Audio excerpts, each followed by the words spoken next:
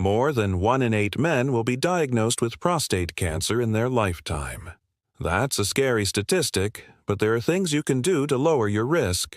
Hi, I'm a urologist and pelvic surgeon, and today we're going to talk about prostate cancer risk factors that every man over the age of 45 should know about. If you're new here, I am a board-certified urologist, and I make educational content on urologic health every Monday and Friday. Make sure, if you like what you see, share this with your friends. So many of us worry about getting prostate cancer.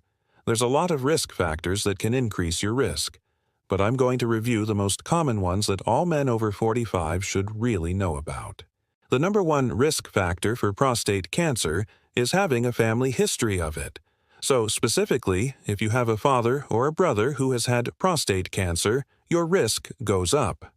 Also, if you have 2 or more close relatives, so first or second degree relatives, who have had prostate cancer, your risk goes up even more. And lastly, if you have a family history of BRCA1 or BRCA2 gene mutations, definitely talk to your primary care doctor about genetic testing. The second risk factor is age. So as men get older, their risk of developing prostate cancer goes up. In fact, 65% of prostate cancers occur in men who are over the age of 65. So it's very common to get screened once you reach that age. Number 3 is race.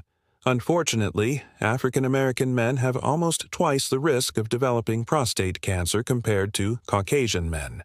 And unfortunately, they also have a higher risk of having more aggressive disease.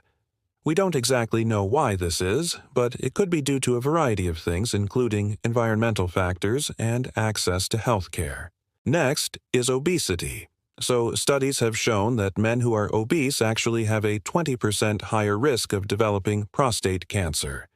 Also, being overweight or obese can lead to other problems with your hormones, which can increase your risk as well. Other risk factors include having low levels of vitamin D, having high levels of cholesterol, smoking cigarettes, and drinking alcohol. All of these things can increase your risk of developing prostate cancer. So how do you know if you're at high risk? Well, here's a simple way to figure that out. If you're over the age of 55, if you're African American, or if you have a father or a brother who's had prostate cancer, then you are considered to be at high risk. And if you fall into one of those categories, you should begin screening at age 45. Otherwise, screening should begin at age 50. There are some other risk calculators that I've linked below that you can use to figure out if you're at high risk based on all the different risk factors. And if you are at high risk, please talk to your primary care doctor about when you should begin screening. How do we screen for prostate cancer? We do a couple different things. One is the digital rectal examination, or DRE, and the other is a blood test called the PSA, or prostate-specific antigen.